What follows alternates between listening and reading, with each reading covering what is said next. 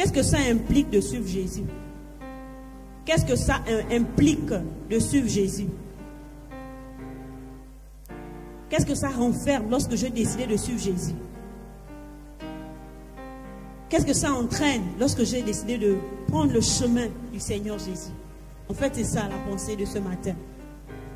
Et nous allons lire dans le livre de Marc, Marc chapitre 10, à partir du verset 28.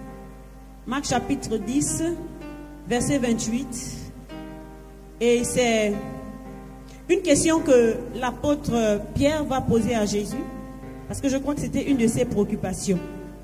Et il va poser à Jésus cette question. Donc nous sommes dans Marc chapitre 10, verset 28.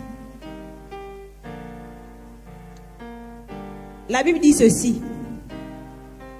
Pierre se mit à lui dire, donc Pierre pose la question à Jésus. Il dit, voici nous avons tout quitté et nous t'avons suivi. Il dit, nous avons tout quitté et nous t'avons suivi. Jésus répondit, je vous le dis, en vérité, il n'est personne qui ayant quitté, au verset 29, il n'est personne qui, ayant quitté, à cause de moi et à cause de la bonne nouvelle, sa maison ou ses frères, ou ses soeurs ou sa mère, ou son père ou ses enfants, ou ses terres. Verset 30. Ne reçoivent au centuple présentement, dans ce siècle-ci, des maisons, des frères, des sœurs, des mères, des enfants, et des terres avec des persécutions, et dans le siècle à venir, la vie éternelle. Alors, l'une des choses qu'il faut déjà réaliser, c'est que nous avons bien fait de choisir Jésus. Amen. Tu as bien fait de choisir Jésus. Si ce matin, peut-être que tu n'as pas eu encore la grâce de faire la connaissance de Jésus, j'aimerais te dire ce matin que tu passes à côté de quelque chose de très, très, très important. Et nous allons t'offrir l'occasion, vraiment, après ce moment, de donner ta vie au Seigneur. Alors, beaucoup d'entre vous avez donné vos vies à Jésus.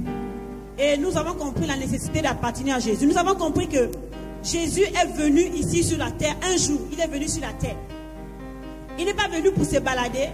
Il n'est pas venu pour juste une simple visite. Mais il est venu mourir pour nos péchés parce que nous étions condamnés. Nous étions déjà bons pour l'enfer. Tous les hommes sur la terre étaient prêts pour l'enfer.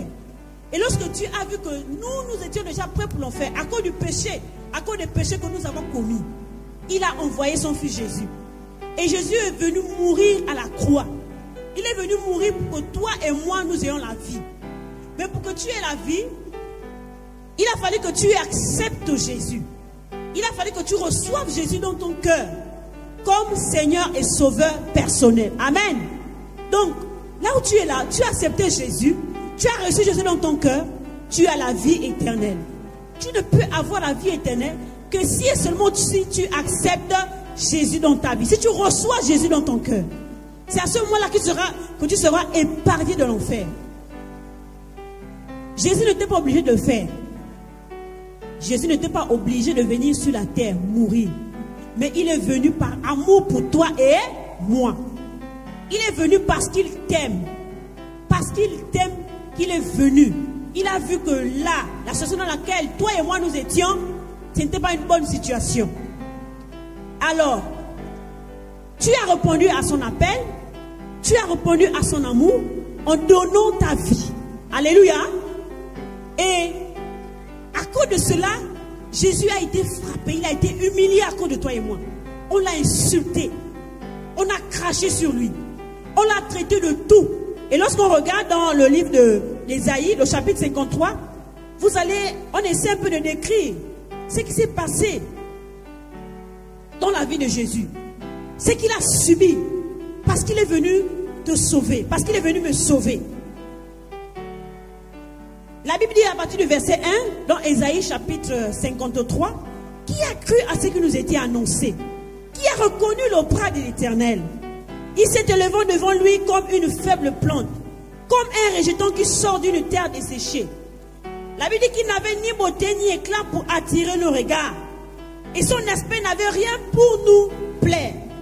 Il était méprisé et abandonné des hommes. Jésus a été méprisé à cause de toi et moi. Il a été méprisé.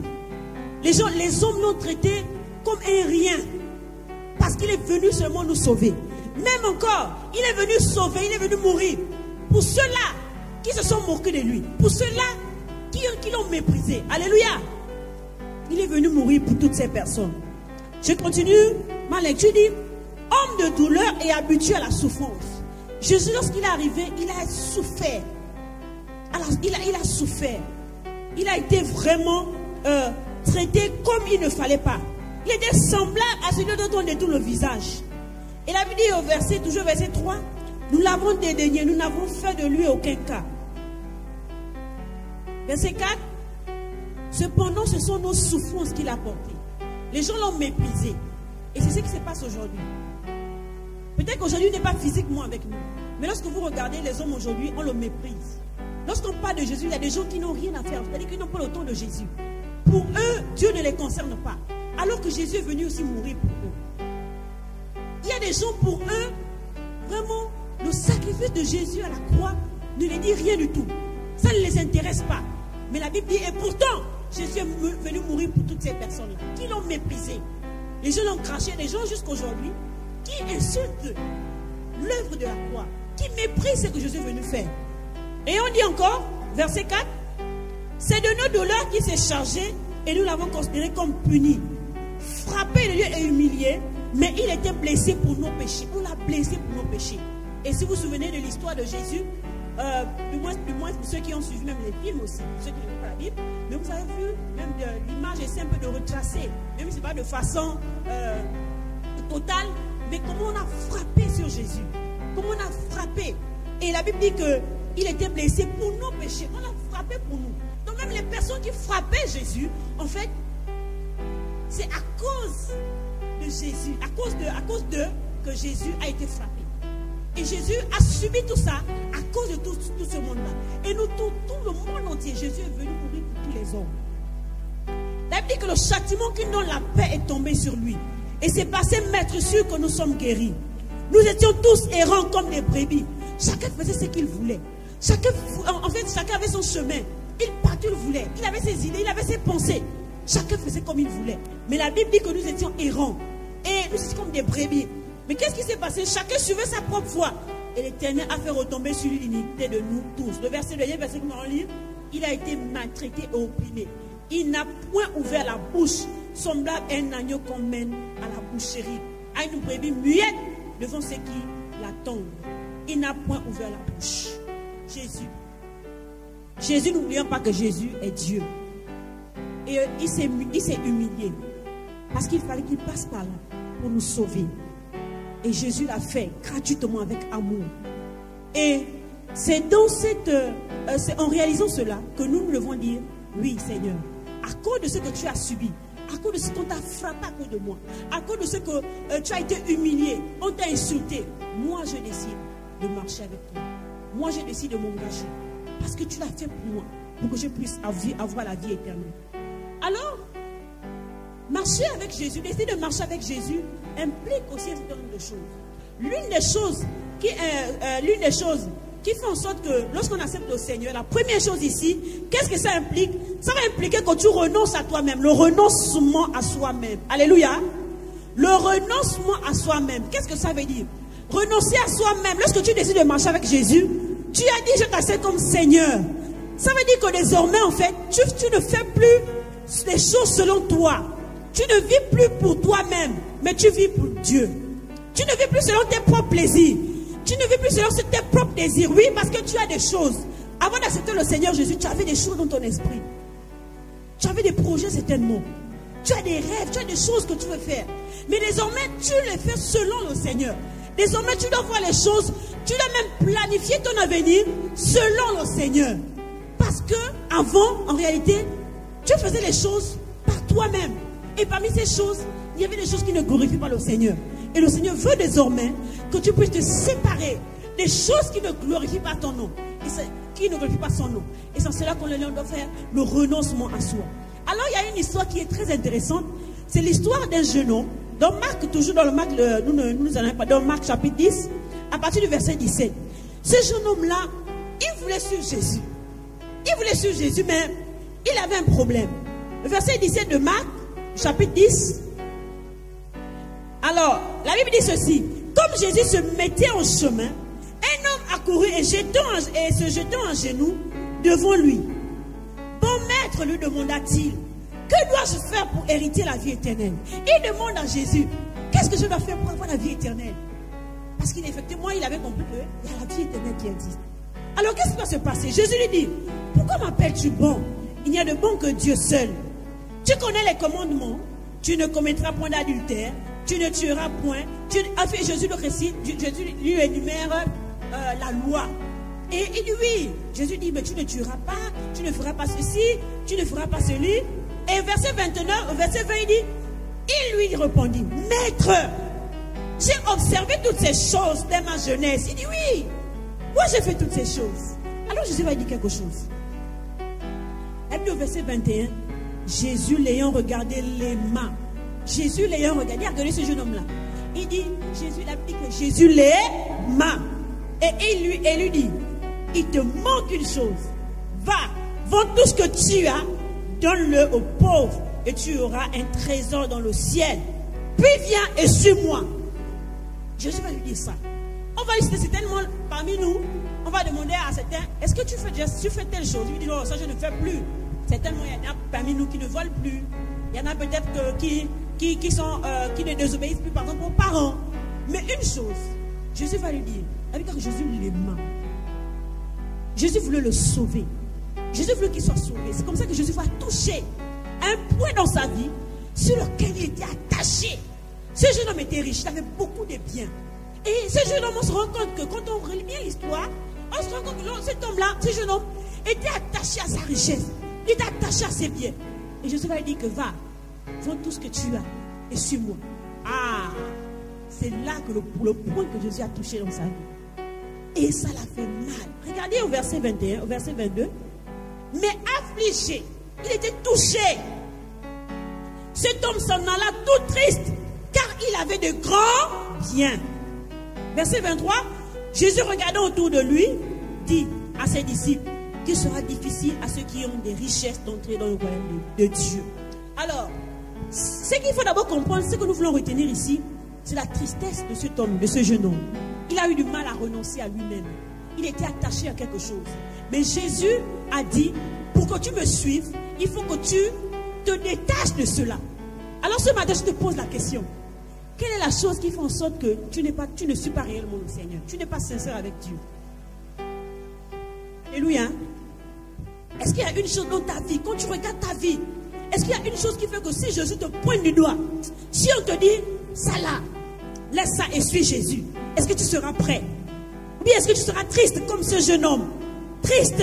Vous dites non, ça là c'est dur quand même. Ah, je vais laisser ça. Comment je vais laisser ça? Oui, demandez-moi de laisser les bagarres.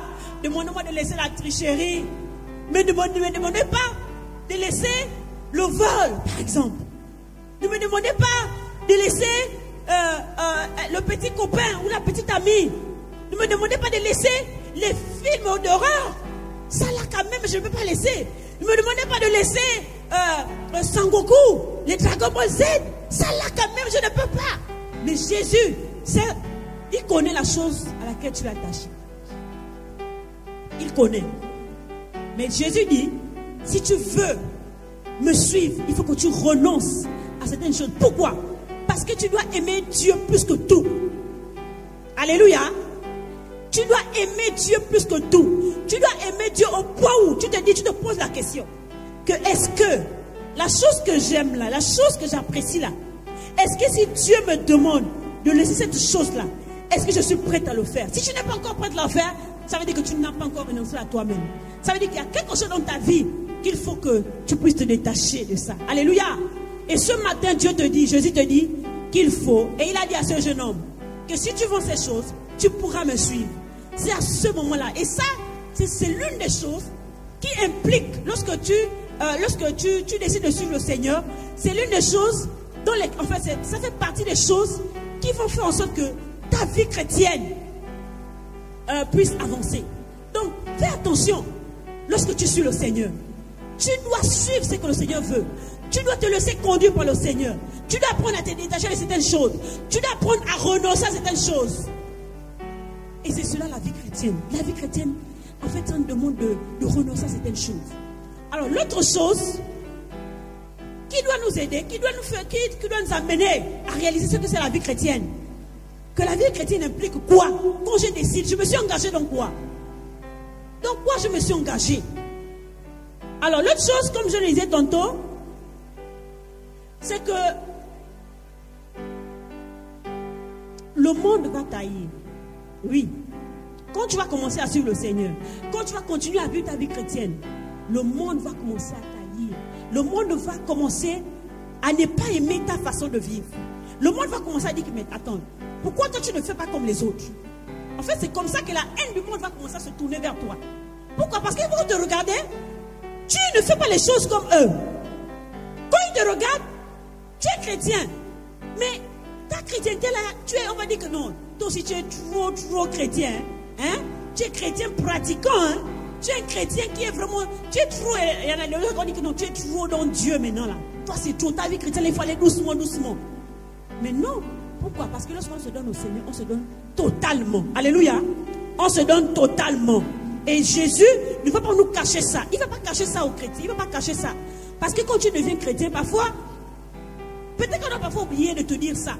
Mais sache que parfois tu vas être persécuté. Parfois tu vas être haï. Regarde dans le livre de Jésus va le dire dans Jean chapitre 15.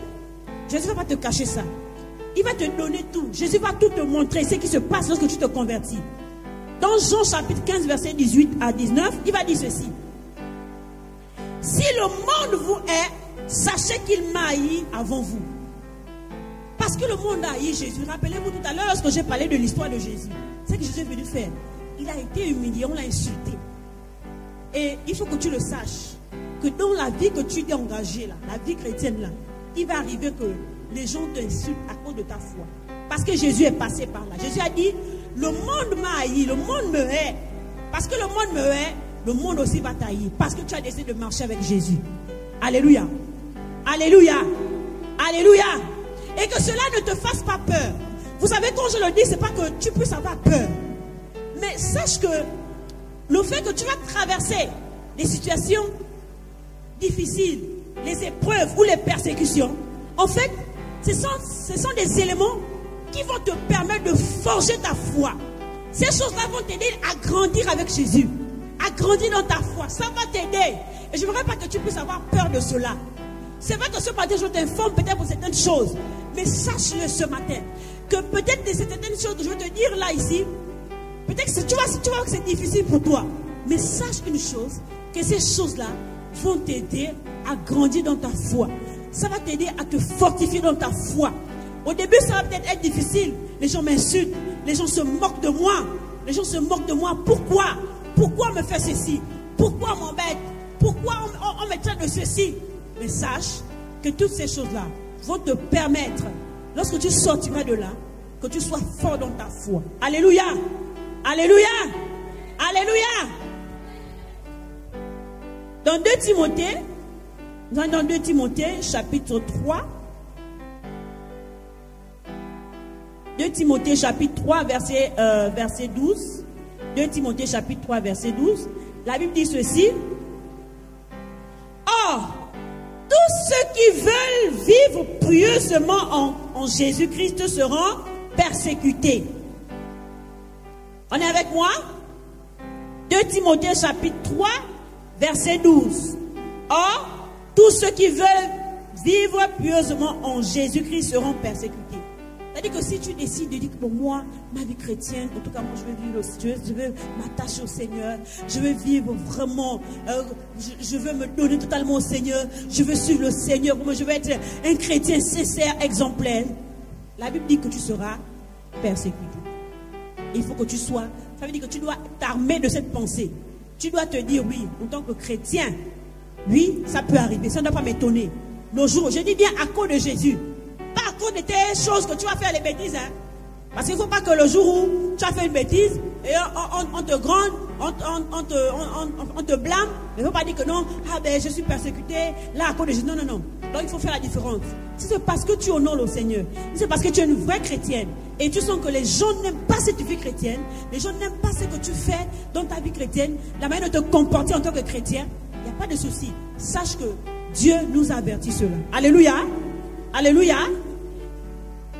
Donc tu seras parfois confronté aux besoins en tant que chrétien.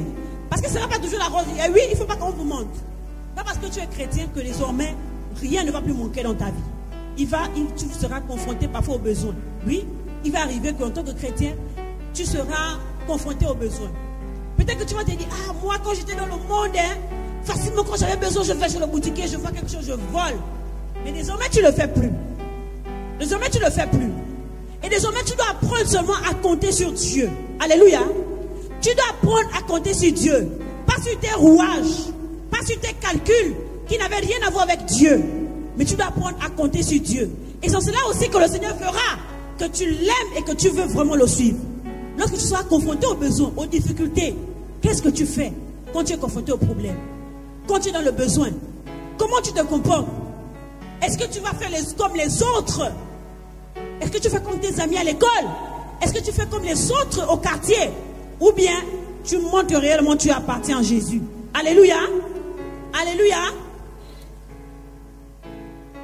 Alors, l'autre point ici, c'est que lorsque tu marches avec Jésus, ça implique que tu vives une vie de sanctification.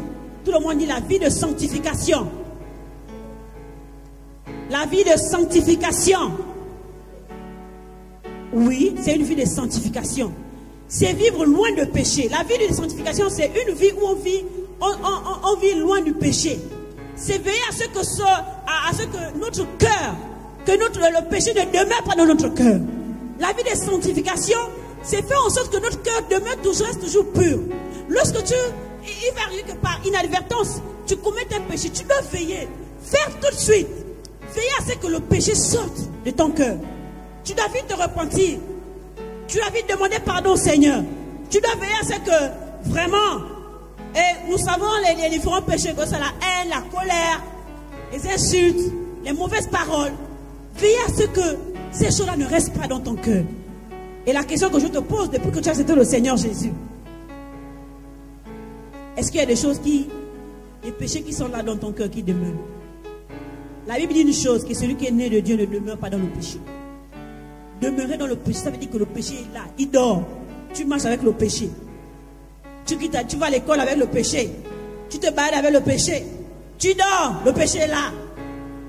Voyez un peu, si Dieu pouvait ouvrir nos yeux, si Dieu pouvait ouvrir nos yeux de telle sorte que l'on voit comment les gens portent les péchés avec eux, c'est vraiment quelque chose de pas bien. Alléluia. Et la Bible dit ici qu'on doit apprendre à vivre une vie de sanctification. Tout le monde répète la vie de sanctification. Alors, dans 1 Thessaloniciens chapitre 4, verset 7, la Bible dit ceci. Car Dieu ne nous a pas appelés à l'impureté, mais à la sanctification. Amen. Oui, suivre le Seigneur Jésus, ça implique que l'on marche dans la sainteté. Que l'on marche dans la sanctification. La crainte de Dieu doit être vraiment la marque des enfants du Seigneur. Alléluia. On doit sentir une différence entre celui qui est chrétien. Ça veut dire que toi, quand tu vas à l'école, on doit voir la différence. Que toi, non. Les autres font certaines choses. Mais toi, quand ça va venir vers toi, tu dis non. Ça, je ne le fais pas. Ça, c'est la marque de la sanctification. Ça veut dire que toi, tu as la crainte de Dieu. Tu veux plaire à Dieu. Amen. Toujours dans 1 Thessaloniciens, mais toujours au même chapitre, mais verset 3, la Bible dit ceci. Ce que Dieu veut, c'est votre sanctification. Alléluia. C'est que vous vous absteniez de l'impureté. C'est que chacun de vous sache posséder son corps dans la sainteté et l'honnêteté. C'est ce que Dieu veut. Ce n'est pas moi. C'est ce que Dieu veut. Dieu veut quoi? Dieu veut que on possède nos corps dans la sainteté et l'honnêteté. La question que je pose ce matin, est-ce que nous sommes honnêtes? Est-ce que lorsque les parents nous demandent de faire quelque chose, est-ce que lorsqu'on le fait, on le fait de façon honnête? Est-ce que lorsqu'on doit faire un compte rendu, par exemple des finances qu'on nous a confiées, est-ce qu'on le fait honnêtement? Est-ce qu'il n'y a pas le mensonge à l'intérieur? Est-ce qu'il n'y a pas le voile à l'intérieur? Mais la Bible dit ici que ce que Dieu veut, c'est que nous puissions marcher dans l'honnêteté. Alléluia. Donc c'est ça en fait. Donc sache que quand tu es chrétien, tout ça là, il faut que tu puisses être conscient de ça. Que en tant que chrétien, je dois marcher dans la sanctification. Je dois apprendre à renoncer au péché. Je sais qu'en tant que chrétien, le monde va m'haïr. Il faut que tu t'armes de ces pensées. Tu saches où tu vas, donc quoi tu t'es engagé. Ce n'est pas pour te faire peur, ce n'est pas pour t'effrayer, mais c'est pour que tu ne sois pas surpris de certaines choses qui vont se passer dans ta vie en tant que chrétien. Amen. Alors, l'autre point, et ça c'est quelque chose que je voulais aussi signaler en ce qui concerne la sanctification. La Bible dit que dans Hébreux chapitre 12, verset 14, la Bible dit rechercher la paix avec tous et la sanctification, d'accord, sans laquelle personne ne verra le Seigneur. La sanctification est puissante, c'est que lorsque à chaque jour, et la sanctification ne se fait tous les jours, à chaque fois je dois veiller sur mon cœur. Si j'ai menti, s'il arrive, le mensonge n'est pas quelque chose qu'on cultive, mais s'il arrive que par erreur j'ai menti, je dois veiller, je dois me séparer du mensonge. Et chaque jour je dois veiller sur mon cœur. Est-ce qu'il y a quelque chose qui ne glorifie pas le Seigneur dans mon cœur? Et s'il y a encore des choses dans nos cœurs, je prie que ce matin, au sortir de ce culte, que chacun de nous sorte de là en laissant ces choses, en se séparant de ces choses. Si c'est la haine, tu dis, j'abandonne la haine. Si c'est le mensonge, tu dois dire, j'abandonne le mensonge. Si c'est, je ne sais pas, la colère, si c'est la jalousie, tu dois arrêter de faire cela. Pourquoi? Parce que ça va te permettre, parce que l'une des choses, nous savons que Jésus arrive bientôt, n'est-ce pas? On sait que Jésus arrive à tout moment. Il peut arriver même seul, il peut m'arriver maintenant là où nous sommes. Oui? Jésus peut arriver maintenant. La sanctification va t'aider à faire quoi? À être toujours prêt au retour de Jésus. Amen. Quand tu marches dans une vie de sanctification, où tu t'éloignes du péché, ça va faire en sorte que tu sois toujours prêt pour le retour de Jésus. C'est-à-dire que Jésus peut venir tout de suite et ton cœur est toujours prêt. Ton cœur est pur. Et tu sais que si Jésus vient, ton cœur est prêt et tu peux aller avec lui. Oui, Jésus peut venir. Ce n'est pas des histoires. Il peut venir tout de suite. C'est pourquoi il y a que préparons-nous à la rencontre de notre Dieu. Et l'une des manières de se préparer, c'est marcher aussi dans la sanctification. L'une des manières de se préparer pour le retour de Jésus, c'est marcher dans la crainte. C'est haïr le péché. C'est refuser tout ce qui est mauvais. Ce n'est pas faire les choses comme les autres le font.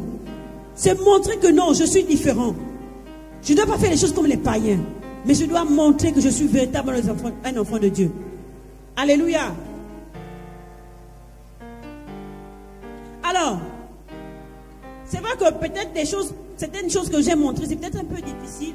Mais aussi, ce qu'il faut savoir, c'est que lorsque tu as Jésus, tu as désormais un appui. Lorsque tu es chrétien, tu as désormais quelqu'un sur qui tu vas te confier. Quelqu'un vers qui tu vas te réfugier lorsque tu as un problème. Quelqu'un vers qui tu vas décharger tes soucis et tes problèmes. Et ça, j'aimerais vraiment nous encourager en tant que jeunes. Vous savez, l'une des caractéristiques des jeunes, c'est garder les choses dans le cœur.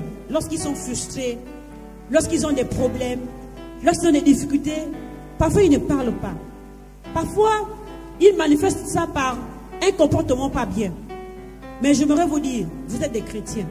S'il arrive que parfois vous êtes frustrés, s'il arrive que parfois vous êtes touchés par une situation, bien une situation qui vous embête, apprenez à vous confier au Seigneur.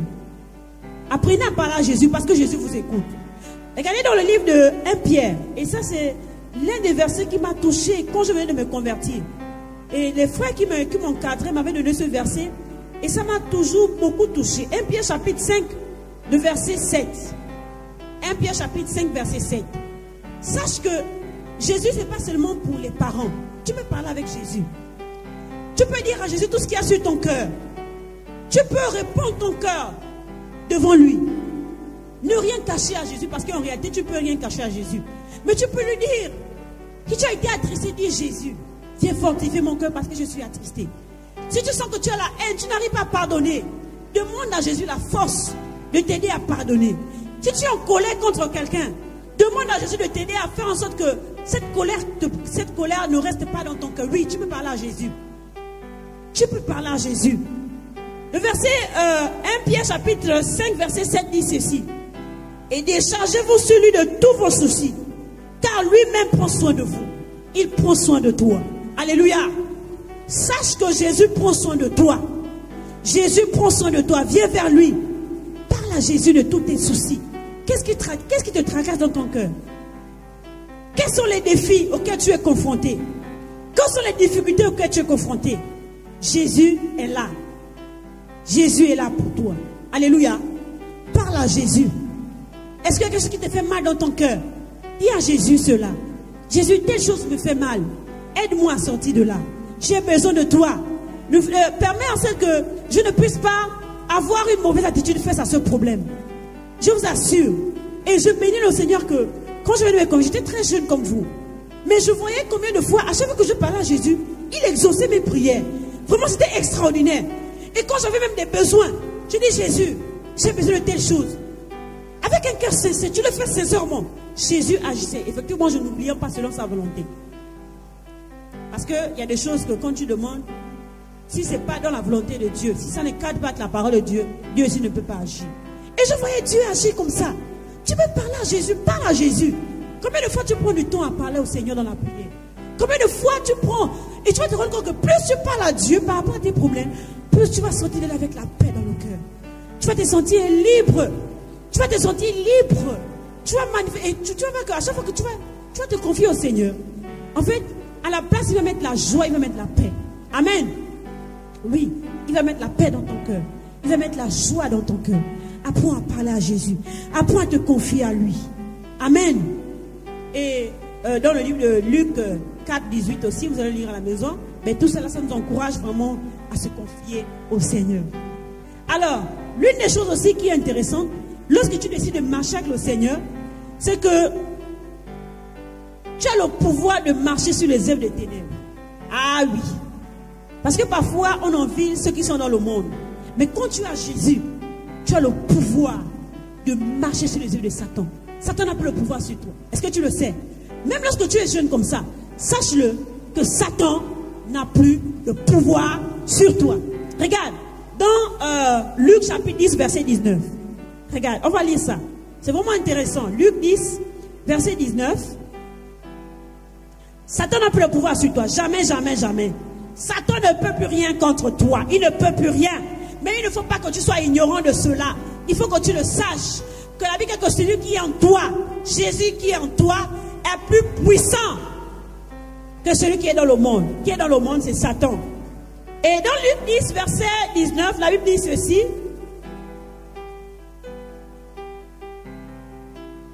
Voici, je vous ai donné le pouvoir de marcher sur les serpents et les scorpions et sur toute la puissance de l'ennemi. Et rien ne pourra vous nuire. Alléluia. Rien ne pourra te nuire. C'est Jésus qui le dit. Il t'a donné le pouvoir. Donc, si on te dit, parfois peut-être que tu es en famille, on entend les sorciers là, parfois les parents peuvent parler, ah les sorciers là veulent faire du mal, ah les sorciers, hein? On entend souvent parler de ça, non? Ah, il y a des gens qui veulent faire du mal, ceux qui travaillent avec les démons. Sache que tu dois être en paix. Parce que tu as Jésus dans ton cœur. Et Jésus dans ton cœur fait que Satan ne peut plus te toucher. Satan ne peut plus te faire du mal. Il faut que tu le saches. Tu dois garder ça dans ton cœur. Alléluia. Alléluia. Oui. Sache aussi que le fait que tu appartiens à Jésus, le fait que tu as donné ta vie au Seigneur Jésus, il y a encore quelque chose d'extraordinaire qui se passe. Alors, regardons, nous sommes en Colossiens, chapitre 1. Colossiens, chapitre 1, verset 13, je crois, oui, verset 13, la Bible dit ceci. On va commencer au verset 12 pour mieux comprendre. Rendez grâce au Père qui vous a rendu capable d'avoir part à l'héritage des saints dans la lumière, qui nous a délivrés de la puissance des ténèbres et nous a transportés dans le royaume du Fils de son amour. Sache que Jésus, le fait que tu appartiens à Jésus, le fait que tu es chrétien, sache-le que tu as été délivré de la puissance des ténèbres. Tu as été délivré. Donc, tout ce que Satan avait déjà prévu faire dans ta vie là, tout ce que les sorciers avaient prévu faire dans ta vie là, ils ne peuvent plus. Jésus a déjà détruit tout cela. Amen. Alléluia. Alléluia. Sache-le, Jésus a déjà détruit. Il nous a délivrés. Il nous a délivrés de la puissance des ténèbres. Il t'a délivré déjà de la puissance des ténèbres. Donc tu ne peux plus avoir peur lorsque les parents vont dire ah, il y a les sorciers. Même si autour de toi, il y a comme une panique des sorciers, comme une peur des sorciers. Tu ne dois plus avoir peur parce que tu as Jésus avec toi. Sauf ceux qui n'ont pas Jésus. Hein. Ah oui, si tu n'as pas Jésus, c'est grave pour toi. Ah oui, tu es en danger si tu n'as pas Jésus. Si tu ne suis pas Jésus, ah oui, hein, je ne veux pas te mentir. Satan, il fait ce qu'il va faire, ce qu'il veut sur toi. C'est pourquoi je t'encourage ce matin, tu n'as pas Jésus, d'accepter Jésus. De décider de marcher avec Jésus. Parce que ça là, c'est seulement pour ceux qui ont Jésus. Satan ne peut plus rien te faire. Les démons, le monde ne peut plus rien te faire. Parce que tu es caché en Jésus. Alléluia. La Bible dit que nous sommes assis dans les lieux célestes en Jésus-Christ. Amen. Donc le péché n'a plus de pouvoir sur toi. Satan, les œufs des ténèbres sont voués à l'échec. Parce que Satan a été vaincu. Donc, le péché n'a plus de pouvoir sur toi. Oui, sache-le. Parce qu'il y a des personnes parfois qui se disent oh vraiment c'était trop fort, vraiment je ne pouvais plus. Non, c'était tellement fort. C'est-à-dire que quand j'étais là, quoi, je voulais rester, mais c'est-à-dire que c'était plus fort que moi. Non, en tant que chrétien, ce n'est plus plus fort que toi. En Romains 6, verset 14, écoute ça. Romains 6, verset 14, la Bible dit ceci. Il faut que tu le saches. Je viens ce matin t'informer de ce qui se passe lorsque tu es chrétien. Lorsque tu as décidé de donner ta vie au Seigneur Jésus. Car le péché n'aura point de pouvoir sur vous, puisque vous êtes non sous la loi, mais sous la grâce. Donc tu peux vaincre le péché. Oui, parce que Jésus te l'a donné, le pouvoir de vaincre le péché. Tu te dis mentir, tu dis non, je ne peux plus mentir. Et le Saint-Esprit est là pour te donner la force de sortir du péché. Le Saint-Esprit est là pour te donner la force. Peut-être qu'il y a un péché dans lequel tu es. Et que tu te rends compte que, ah, ça là, vraiment, j'ai essayé. Depuis, j'ai essayé, mais j'ai du mal. Non. Sache que, je t'informe ce matin, que le Seigneur t'a donné le pouvoir de sortir du péché.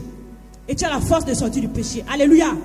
Tu as la capacité, par la puissance du Saint-Esprit, tu as la capacité de sortir du péché. Alors la question que je te pose encore. Quel est le péché? Suivre les amis, les grooves, le mouvement là, hein? C'est quoi? Quel est ce péché? Quel est ce péché qui te tient captif? Quelle est cette chose-là qui fait en sorte que tu as du mal? Parfois tu es là, tu te dis, ah Seigneur, je vais arrêter, mais tu as du mal à arrêter. Quel est ce péché? Mais sache-le, quel que soit son nom, je dis bien, quel que soit son nom, tu as le pouvoir de te séparer de ce péché. C'est pourquoi ce matin, tu vas dire à Dieu, Seigneur, merci, parce que tu m'as donné la force de sortir de ce péché. Et que le pouvoir de ce péché tombe au nom de Jésus. Et que la Bible dit que c'est pour la liberté que Christ a franchi. Tu es désormais libre au nom puissant de Jésus. Amen. Tu es libre de toute oppression du péché, de toute emprise du péché. Tu es délivré. Tu ne vas pas tomber dans ce péché tout le temps. Tu ne vas pas rester là dans ce péché. Parce que Jésus revient bientôt, sache-le. Amen.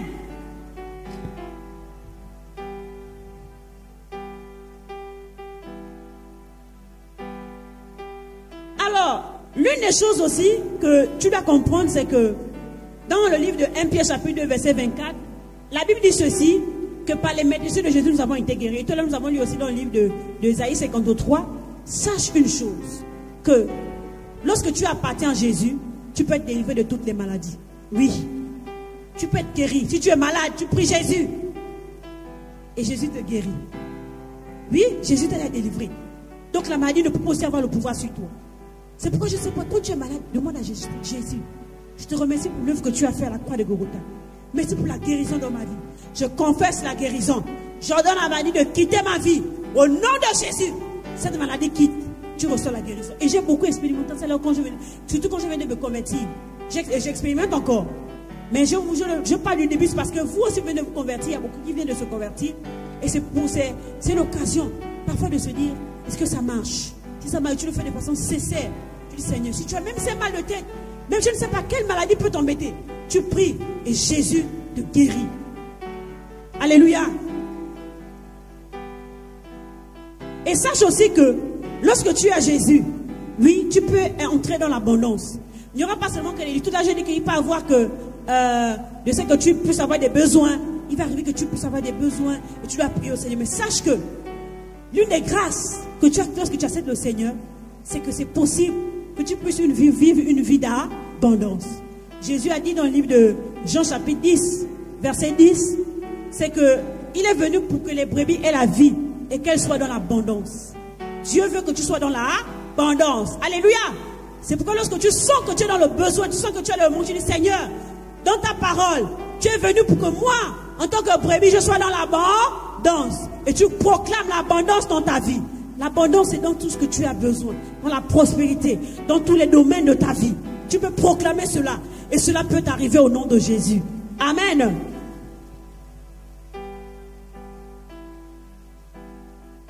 Et l'une des choses aussi qui est intéressante, c'est que, on va relire dans le livre que nous lisons tout à l'heure, parce que Jésus, l'apôtre Pierre va poser la question dans le livre de Marc, chapitre 10.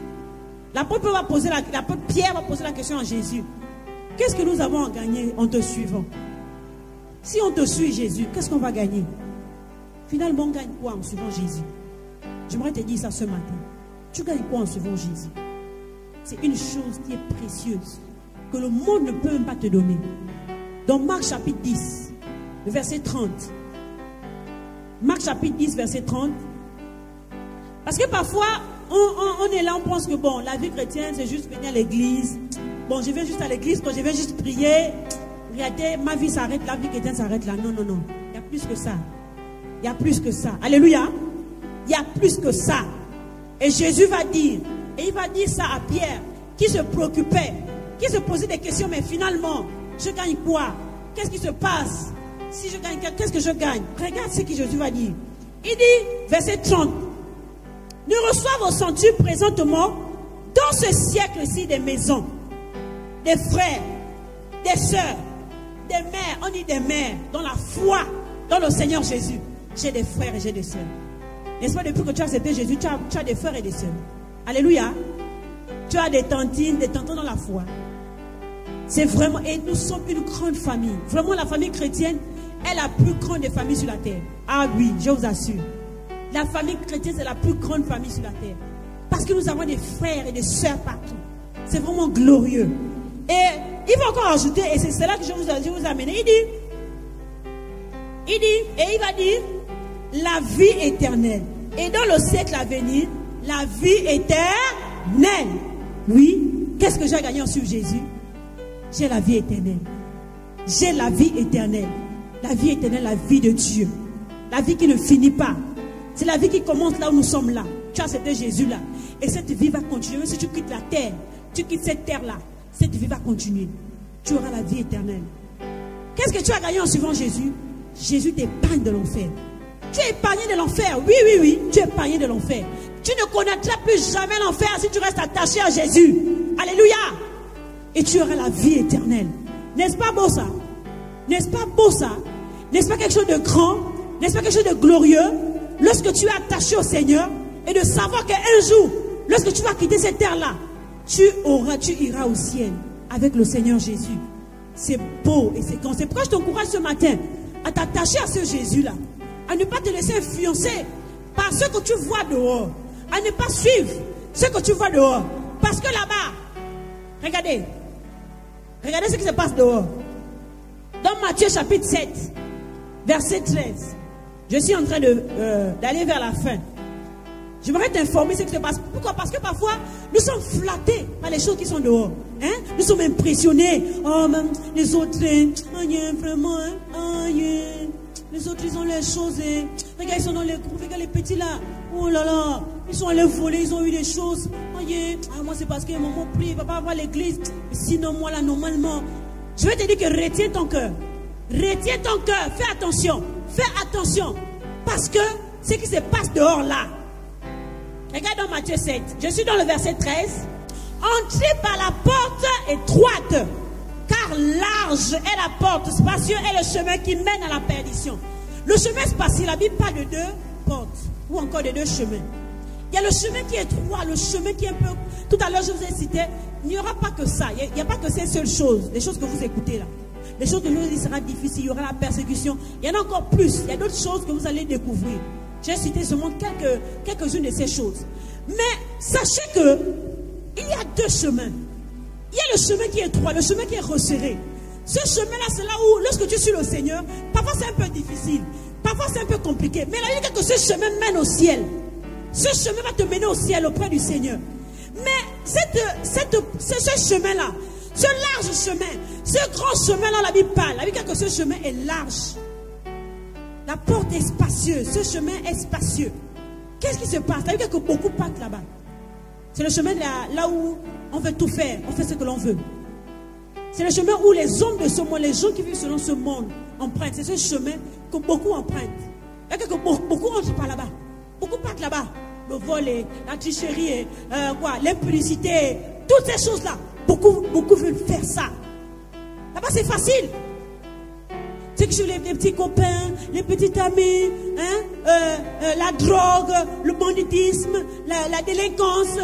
C'est ce chemin-là que beaucoup de personnes empruntent. Et pour eux, il y a que beaucoup empruntent ce chemin. Mais le problème avec ce chemin, c'est quoi? C'est que ce chemin mène en enfer. Et nous allons terminer avec l'histoire d'un homme qui va nous toucher, qui va essayer de nous faire comprendre que, attention, pour tous ceux-là qui veulent suivre ce chemin-là, attention.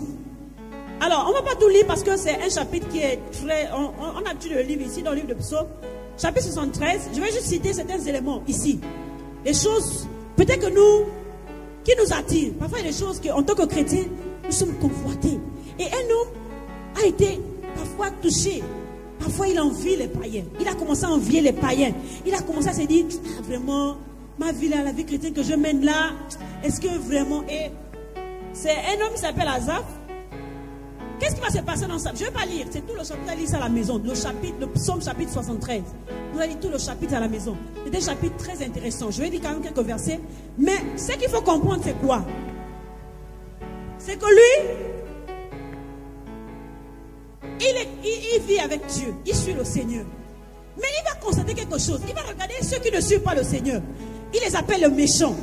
Il va les suivre, il va les regarder. Il va observer quelque chose. Il va se dire, non.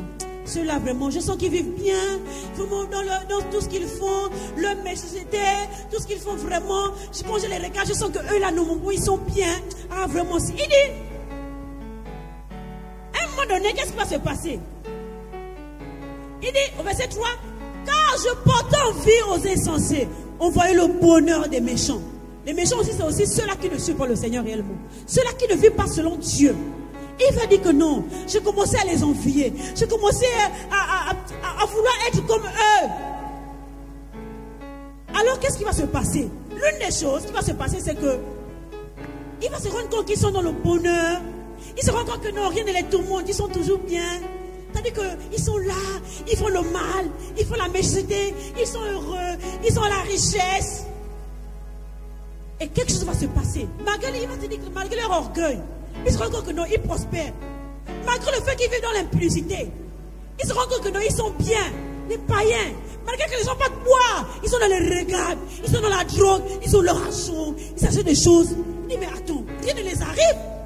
Quelle est la chose qui les arrive? Ils sont plutôt bien. Mais il va se dire, non. Il va commencer à regretter sa consécration. Il va commencer à regretter le fait qu'il est attaché au Seigneur.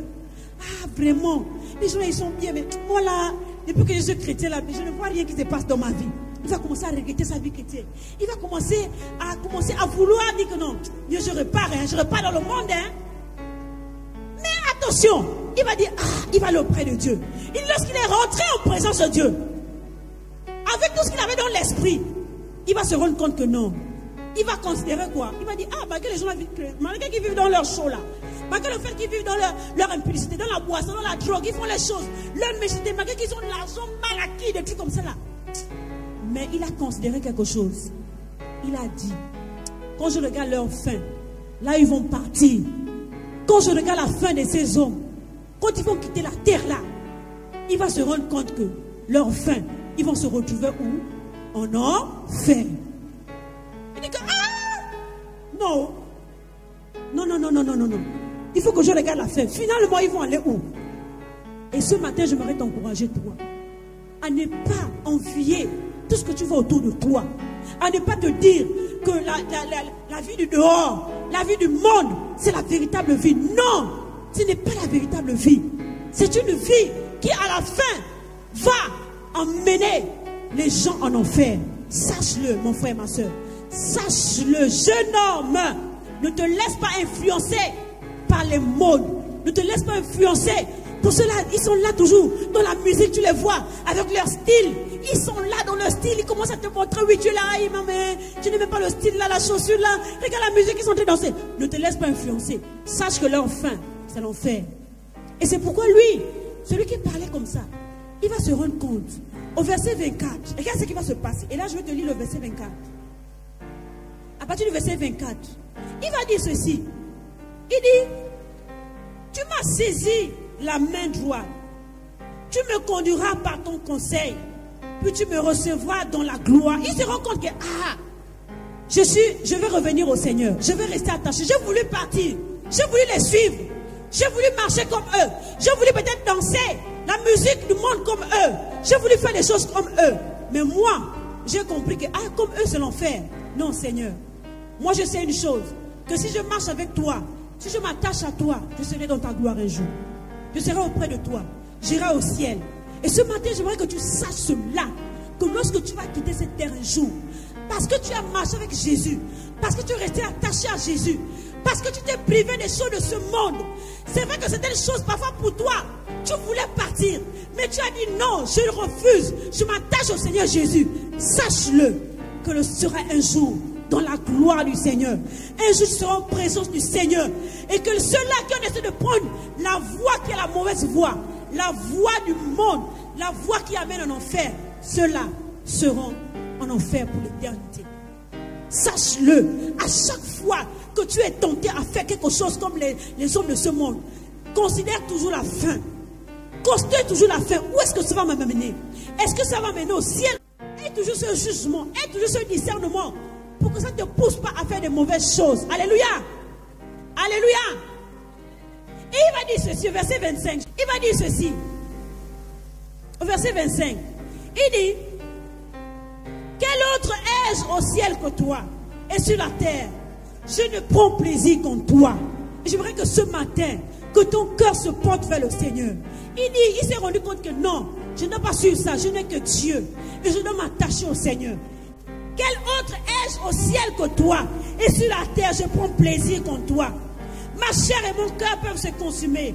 Dieu sera toujours le rocher de mon cœur et mon partage. Est-ce que Dieu sera toujours le rocher de ton cœur?